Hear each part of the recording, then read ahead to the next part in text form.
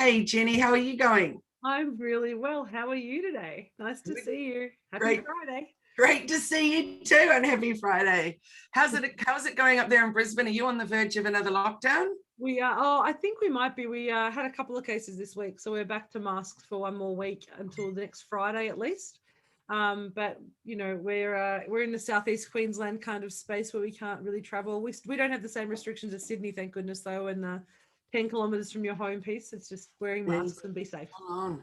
Well, if you're ready, I will click on go live on our custom streaming service. And good morning, everyone who's here who's watching us today. We have some new people. Nice to see you guys. Yay, very nice to see you. So welcome to Bite Size Conversations, everybody, where Jenny Walk and I talk about things to do with business stuff. What does it say on our promo? Random conversations. Random conversations, thoughts. I think that's what we do. Yeah. Yes. So let's talk about our topic today, Jenny.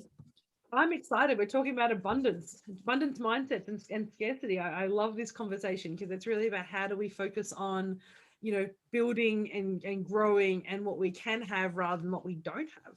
Yeah, Jenny and I were talking about a topic for today, and because of lockdowns, because of a lot of uncertainty around what's going on for people, and of course everyone's tired of it. It's been well over a year now, and it's just, dare I say it, got a little boring. And the reality is we're just so lucky here in Australia with how we've gone, but it's definitely wearing thin. So what I'm noticing, and with my own coaching groups and things, and I know we've talked about this a fair bit, Jenny, is that keeping on track with your own mind is just so incredibly important. So important.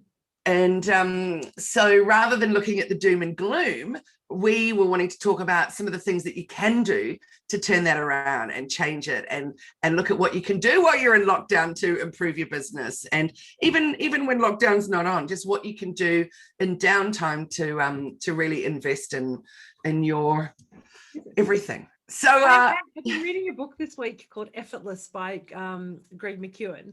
I don't know if you know it. He wrote the book called Essentialism several years ago, which essentially is around focusing on the big rocks and identifying the big rocks in your life and making sure that you have that you're focusing on the right things.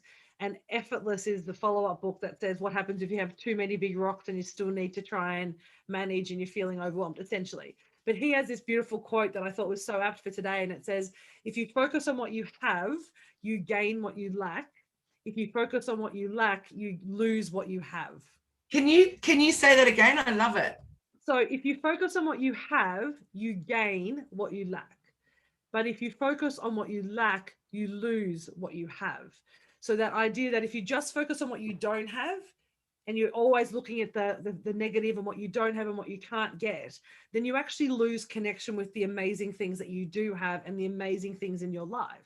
But when we focus on the positive things and what we have access to and what we are doing and the connections we do have and how we are working in our business and the amazing clients we're getting, what happens is it actually attracts more of those things. It actually, what fills the gap is your focus on the positive. And it's that abundance mindset. When we focus on the positive and the things that we have, we actually end up filling those little gaps without us even realizing that we're doing it.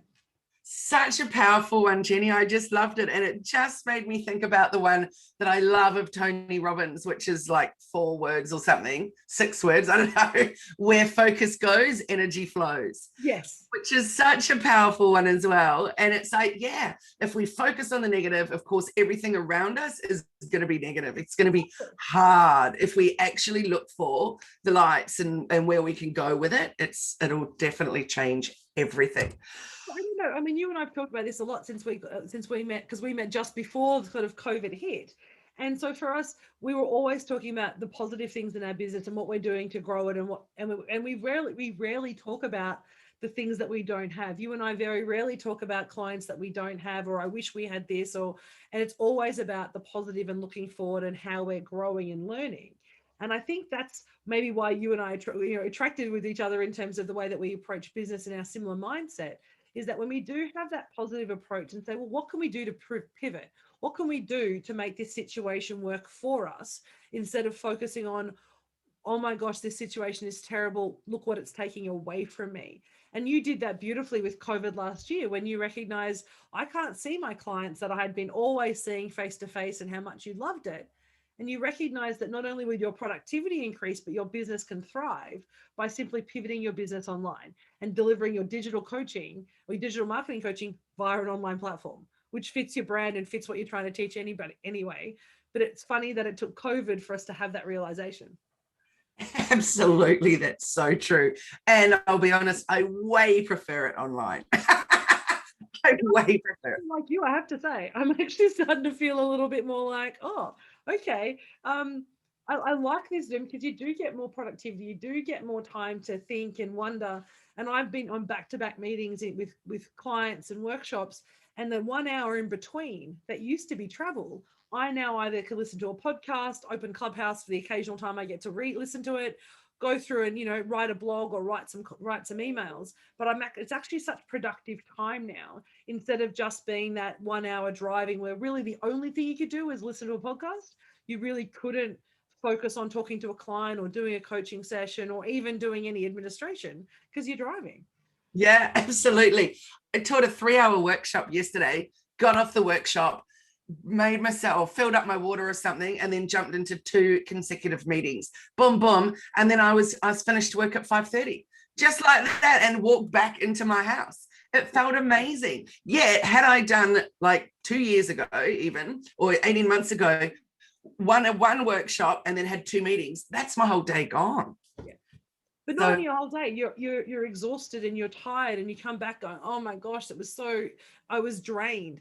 And it just reminds me of another quote that Greg talks about in his book that says, only do enough each day that you can recover from each day.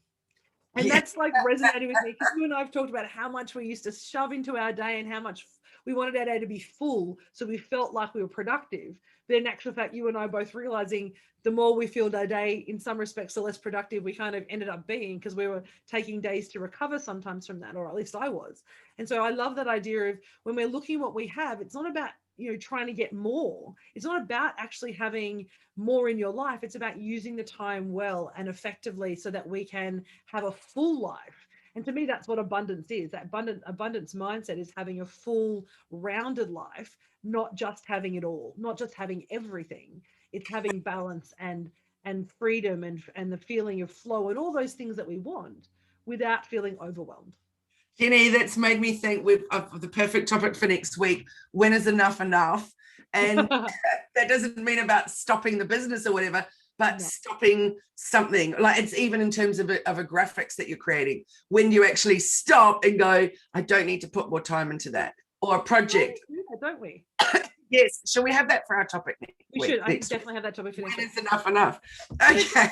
Lend itself to the scarcity conversation, because often that scarcity mindset comes from the fact that if I'm looking at the negative, I have to overfill my cup because I need to take it while I can. It's that kind of, feast and famine. I have to have as much as I can right now because I may not have it in the future.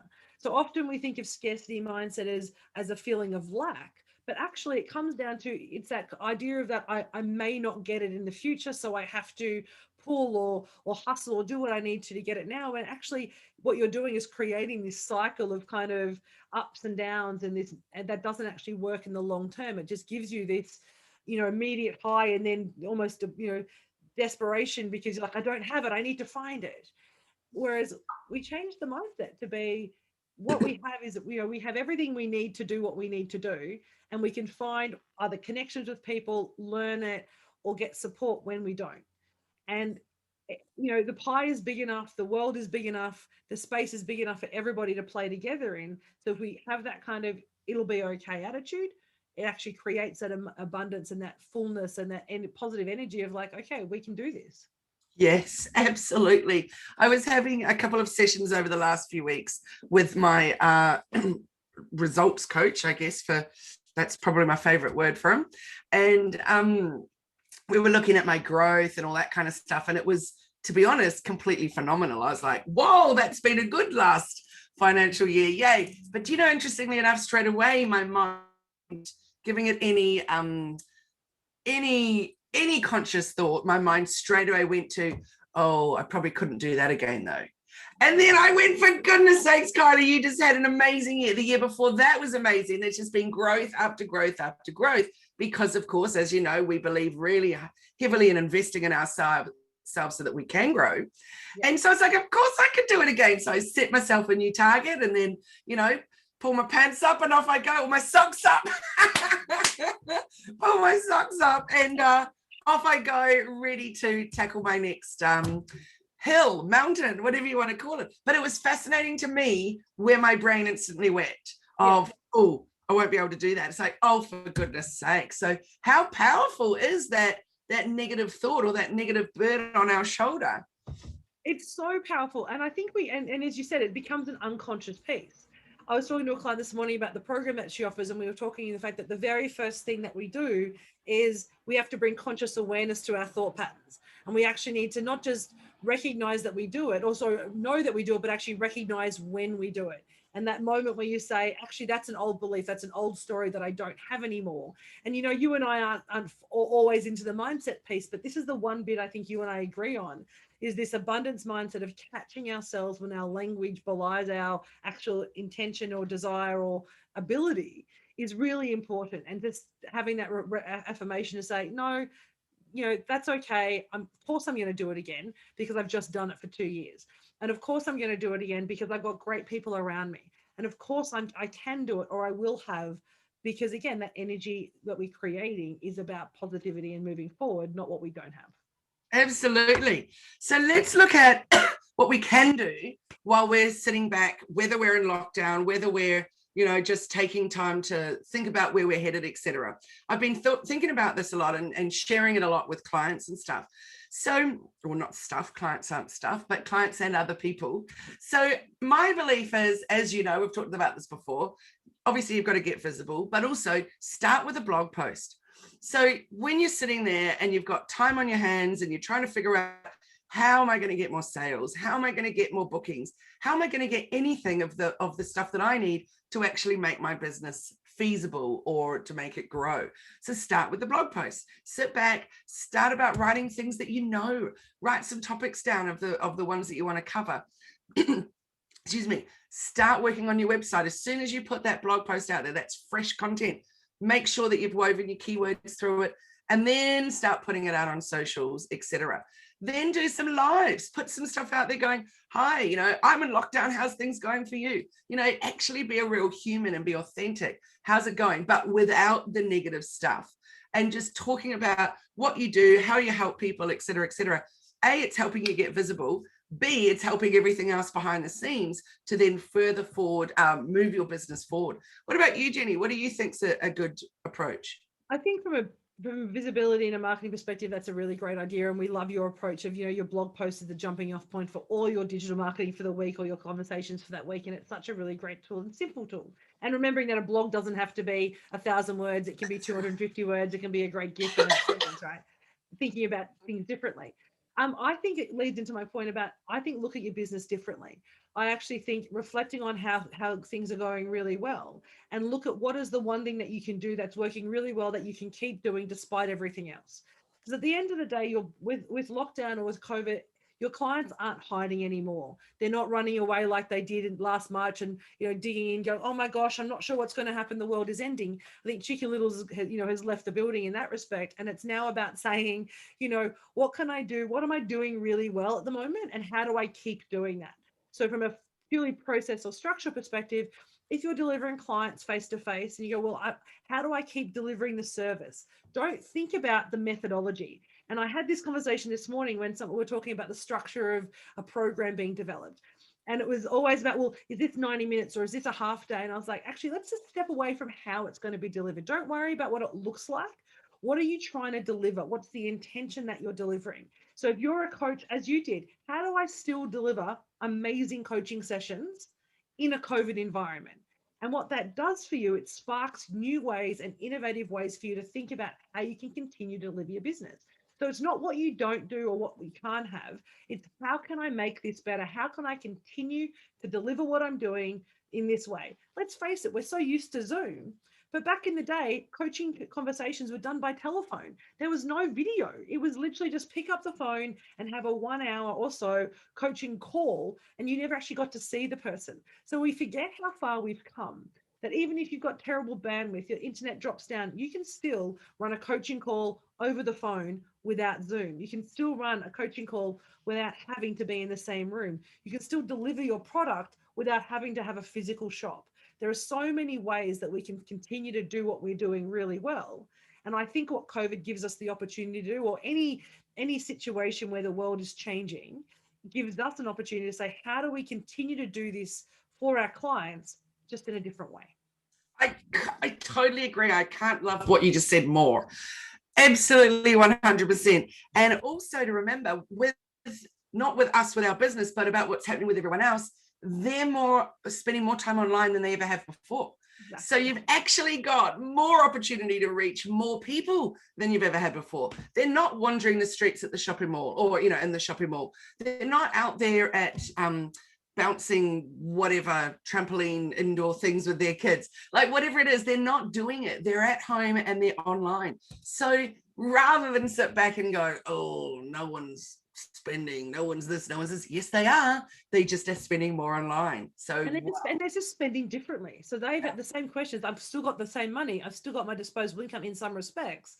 Even if the disposable income has dropped down a little bit, they still want to spend time with their families. They still want to spend money on things.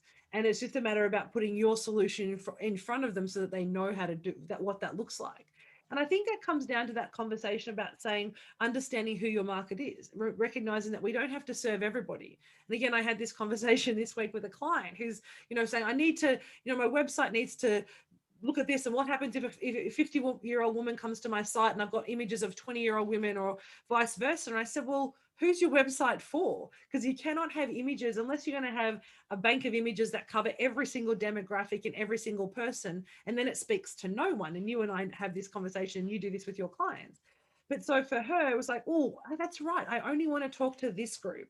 Other people will still resonate, but being really clear about who your market is and who you're talking to is why I think this period of time is really valuable for everybody, because it's making us take stock of how we're communicating, because we've been, lucky in some respects that if you do have a physical shop or you do have face-to-face coaching, then in those days you had a lot more kind of people saw you out and about, and there was a lot more kind of live visibility. It's different now. It's far more targeted. People are looking for something that resonates with them so they can have that, buy it, and move on, because there's too many other things to worry about, right? So I think clarity around who you're serving is really important, and it's a time that we should do that all the time, but particularly now as the world keeps changing. Ask yourself, am I still serving the right people? Do I still want to serve those people? And if I do, then how am I communicating with them effectively? Absolutely. Where are they hanging out? Are they hanging out on Facebook? Are they on Instagram? Are they on TikTok? I've got an amazing new client who had a previous advisor tell them, you must be on TikTok. And I was like, whoa, hang on a second. Let's look at your demographic. Your demographic aren't even anywhere near TikTok. So that's their belief, but that's not actually the truth. So, TikTok, yeah, well, not me. Not me, but then my demographic aren't on TikTok, so I don't need to suck it up and get on there and go, ugh. I think that's a really, really valuable point, because at the moment, even though when things are pivoting, we start to feel this kind of overwhelm and uncertainty to think, maybe we need to be everywhere. Maybe because I don't have the same methodology of delivery, or because the world is changing, I now need to be on every platform and be able to be seen by everybody. But the reality is, as you just said, if I'm not supposed to be, if my clients aren't there, no matter how much I might love TikTok, if my clients aren't hanging out there, I either need to, one, change my clients, or B, change where I hang out, because I need to hang out where they're hanging out, not the vice versa. You don't want that. They're not going to come and follow you in most cases, unless you're, maybe Ryan Reynolds or Hugh Jackman, and then they might follow you there, right? But unless you've got like that level of notoriety and be so well known, your clients aren't going to find you in a random location. You have to be where they are. I think we forget that sometimes. That is so true, isn't it? I just love that. And thinking about, so for example, if I did like TikTok and I did want to hang out on TikTok, but my clients aren't there, and the clients that I'm wanting to reach aren't there, then that's okay. I can just do TikTok on my own time, just not where I invest my business time into. Very much so. I think the important one to remember, for example, I really enjoy a bit of Facebook. Obviously, you know, for obvious reasons, I enjoy Facebook groups, etc. But my business also enjoys it. So it's really important to me to schedule business time for Facebook and then my personal time for Facebook too. Very true. But I think, and that comes back to that abundance and scarcity, kind of how we're showing up, is that just like it was when there's not a pandemic or when there's not crisis in the world, we have to look after, you know, both sides of the coin. So our personal business and our business. Whether you're in business or working for someone else or a career person who's working in a company, it's about saying, well, how do I balance what my personal business is and what my business is, and how do I maintain that balance between the two? Because it's easy, particularly as you and I've had this, gone through this journey ourselves as we move all online. If you're sitting at your computer all day, it's sometimes you forget that, hang on, I've got to take some time out for me, because I can run clients 15 hours a day if I want to. I could be at my desk from 6 o'clock till 7 o'clock or 10 o'clock at night, and I could fill my day. But then you actually take away from your own personal business and your family time and the regeneration that you need and the recouping that you need in order to sustain that over time. So I think abundance is about, yes, building energy and putting your energy where, you know, in a positive way, but it's also about balance. And this comes back to that enough thing, which we'll talk about next week, about, you know, just having doesn't mean that it's adding value to your life. It has to be balanced. So using your time cleverly and smartly, I don't think that's even a word, but, you know, I talked last week about your do first model, and I could not remember the bottom two, but no, that's not true. I remembered 1, 2, 3, but then, sorry, 1, 2, not 3, but then 4. And the 4, I believe, was if you've put it all in there, but then you're not actually ever getting it done, just wipe it off, because it doesn't even need to happen. If you're just going to keep adding it a day after day after day after day, never doing it. But I really love that do first and then need to do it, but it's not. Can you explain that one again, of how that works? I think it's so helpful for all of us. Yeah, well, and it's a really good way to actually be abundant in the way that you deliver your work. So write your list of all your 55 things you think you need to do today, and then block them in. The first one is do first. So the stuff that's urgent and important that needs to be done in whatever time frame you set aside, 1 day or 1 week. The next piece is the schedule. So basically, put it in a diary, schedule a time for it, and pop it somewhere so it's out of your brain, but you know that when it pops up in your diary, you'll see it and get it done. So the top 2 are about things that you have to do. The bottom 2 is about stuff other people do. So the third one is delegate. So stuff that you don't need to do yourself, but still important to the business, delegate it to either outsourcing to one of your staff or even to an external service provider if you can. So that might be cleaning your house. It could be doing your social media. It could be, you know, mowing your lawns. So looking at the things that are impacting your day-to-day activities that you don't actually need to do. So delegate it. The fourth one, discard. So that's the stuff that you think you need to do, but you don't really need to do. That's not adding value to either your personal life or your business life. So bearing in mind that these, you know, when you look at that matrix, you want to consider both personal and business life, because that's who we are. We don't show up and cut ourselves off and be like, I'm just business or I'm just pleasure. You need to actually combine that and recognize that they all sit around your brain. So we dump them out, we put them on a piece of paper, we organize them, and then actually our brain knows that we have capacity to do the work. So what it does is it actually helps your brain go, wow, I'm free. I've got space in my head to think and wonder and grow the business and have those amazing conversations and learn new things, because all my stuff is organized and I'm able to do it. So that's the value of that. It actually breeds an abundance mindset, because it's giving you freedom from overwhelm, but also freedom to think about new ways of working. Gosh, I love it so much, Jenny. And I was thinking while you're talking, can you make an app of that? I know. I was actually thinking of talking to someone recently about it. How good would it be to have a little app that comes up and it's like, this is what we do every day? I know. Yes. maybe I need to do that. Maybe that would be this But an week. app that we could get the whole team working with and on the same model, because I was even just thinking, crikey, we really need to do the do first model with every team meeting, because I can get carried away on a tangent and then we get to the end of our meeting because I've got something else scheduled and I'm like, oh, we haven't covered that. I know my team are listening going, It's a thing. It's such a thing. So we need to go, right, here's our do first model. What do we got to cover today? What's and then the rest we'll just discard. I love that word, discard. Well, I actually talked to a client. I talked to a client yesterday, a beautiful guy who's runs a small business, and he's saying, he likes to organize, and he had his schedule up of Monday, Tuesday, Wednesday, Thursday, Friday, and you could see that he pretty much only ever written up 2 days of the week and never kind of got, by the end of the week, you forget what you need to write each day. So we're going to trial with him. He puts a big piece of butcher's paper up every morning. He sits with his team and they do the do first. They dump their brain about what needs to happen. He does a do first, and then he's going to actually pop that into Airtable.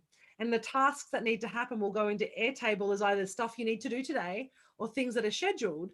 And so that once that day's done, they've actually got a track in Airtable that he can go back and look at. So if he's not at work or someone else isn't at work, if they found something that's scheduled, they can go into Airtable and see what that is. So every day is a new blank piece of paper, but everything is captured so they actually can go back and see what they've done. They can see what needs to be done, and everybody has access to the information using the Airtable app, which I loved. I thought that's a really cool way of bringing the online stuff, but the tangibility of writing. Because, I love that idea of when you physically write it down, it makes a neural pathway connection around from what you need to do to the action. And so that's why I love the writing of it down. But yeah, definitely having a way to connect that with an app would be pretty cool.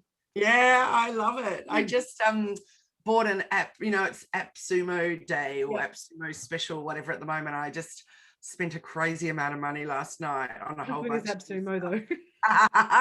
But one of them is an app making platform, which is exciting because I've had an app on the boil for probably 7 years that I've never managed to bring to fruition. So who knows, it might be the platform for me. But I might have to have a look at AppSumo. There's an app making platform. I'll send you the list of what I bought. It's one in particular. Honey and I were doing literal happy dances last night. We're so excited about it. It's going to be a game changer. If people don't know what we're talking about, AppSumo is, and there's no affiliation, there's no, but we love this place. It's where you go to find cool new technology that actually helps support your business, low cost, entry-level stuff that allows you to actually build productivity and find new and better ways of working. So, it's really, they're low cost, so they're nice little trials that allows you to say, I'm going to have a play with that and see what that looks like.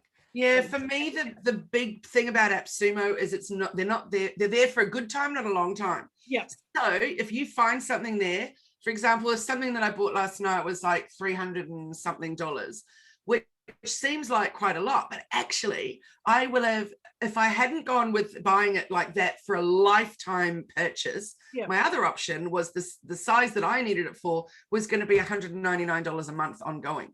Yeah. So look how quickly I've actually paid off that amount. Exactly. And I've done that with so many of the tools that we use now, because it's about finding the easiest, quicker way of doing it.